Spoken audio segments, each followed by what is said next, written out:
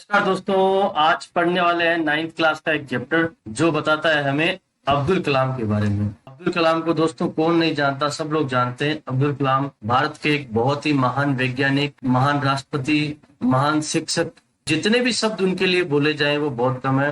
तो चलिए जानते हैं अब्दुल कलाम के बारे में। अब्दुल कलाम की बायोग्राफी है विंग्स ऑफ फायर, उसी में से एक पार्ट लिया गया है माई चाइल्डहुड, जो उनके बचपन के बारे में बताता है। अब्दुल कलाम हमारे राष्ट्रपति बने और एक बहुत बड़े वैज्ञानिक थे, और उनका पालन पोषण किस प्रकार से हुआ, उनका परिवार के बारे में और उनके भाई बहनों के बारे में और उनके दोस्तों के बारे में इस चैप्टर में, इस कहानी में बताया गया है दोस्तों।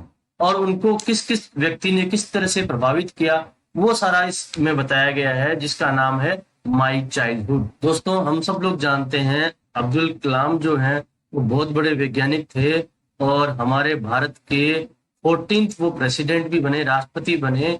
वो मिडिल क्लास मुस्लिम फैमिली में पैदा हुए थे। 1931 में रामेश्वरम में तमिलनाडु में पैदा हुए थे। अब्दुल कलाम के पिताजी का नाम जैनुलब्दीन था, जो कि बहुत ज्यादा पढ़े लिखे नहीं थे, लेकिन बहुत ही उदार और अच्छे दिल वाले व्यक्ति थे। बहुत अमीर नहीं थे, लेकिन फिर भी अब्दुल कलाम और उनके भाई बहनों को सारी सुविधाएं उपलब्ध कराई, जो कि बहुत आवश्यक थी।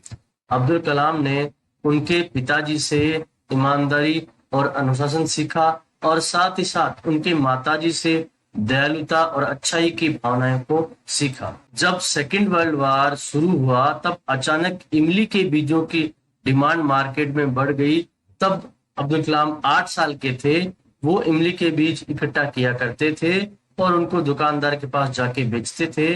उनको 1 आना मिला करता था और उससे वो राजकुमार की तरह खूब मजे किया करते थे दोस्तों। लेकिन अगर उनकी पहली सैलरी या पहली जो उन्होंने कमाई की उसकी बात करें, तो वो उन्होंने कमाई थी अपने भाई शमसुद्दीन को सहायता करके, जो कि न्यूज़पेपर बांटा करता था, और अब्दुल कलाम ने उनकी सहायता करके ये पहली कमाई की थी। अब्दुल कलाम के 3 बड़े पक्के दोस्त रहे जो शुरू से उनके साथ रहे।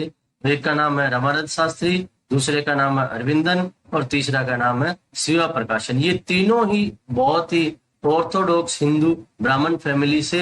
ऑर्थोडॉक्स का मतलब होता है जो पुराने रीति रिवाज, धार्मिक मान्यताओं को पक्की तरीके से मानते हैं।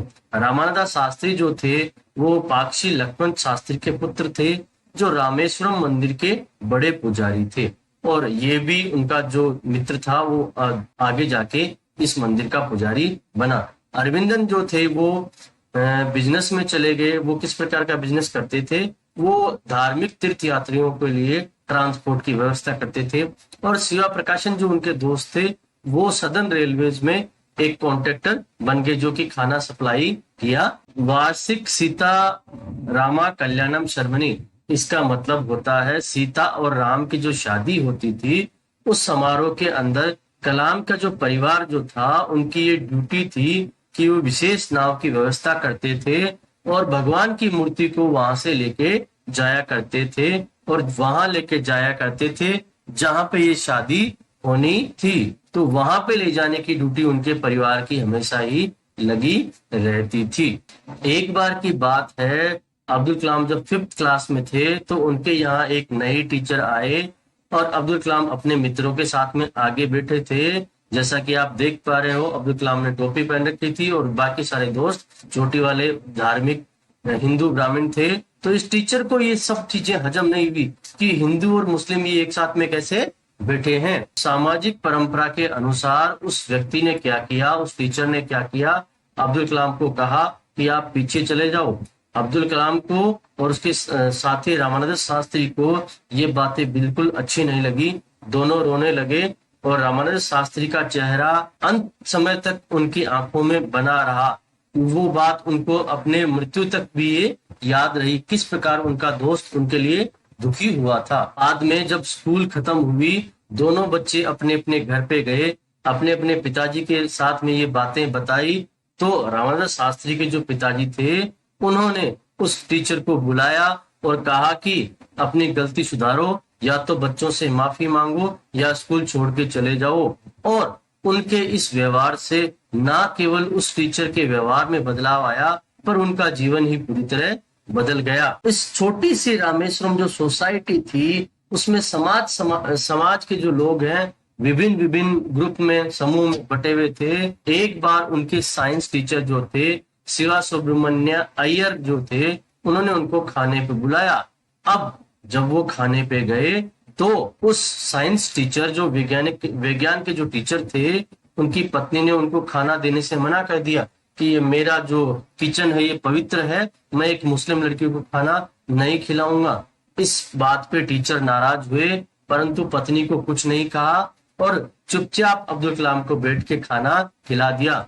और अगली बार जब अब्दुल कलाम उनके घर पे आए तो उस टीचर की पत्नी ने उनको सम्मान से खाना खिलाया। कलाम ने अपने पिताजी से पूछा, जब वो हाई स्कूल पढ़ाई करने के बाद में हेडक्वार्टर रामनाथपुरम जाना चाहते थे, तो उनके पिताजी ने उनसे कहा, अब्दुल, तुम्हें चिंता करने की बिल्कुल भी जरूरत नहीं है। जिस प्रकार से आसमान की ऊंचाइयों को छूने के लिए सीगल को अपना घोंसला छोड़ना पड़ता है, उसी प्रकार से तुम्हें भी ये कंफर्ट जोन, आराम छोड़ना पड़ेगा और घर से दूर तकलीफों में जाना पड़ेगा ताकि तुम अपने जीवन में आगे बढ़ सको। उनकी माताजी भी इस बात को लेकर दुखी थी, लेकिन अब्दुल कलाम के पिताजी ने उनको समझाया और इस प्रकार से अब्दुल कलाम आगे पढ़ने के लिए गए। और हमें पता ही है आगे जाके वो किस तरह से एक महान व्यक्ति, महान साइंटिस्ट और महान हमारे राष्ट्रपति बने। Thanks for watching. Please like, share and subscribe our channel.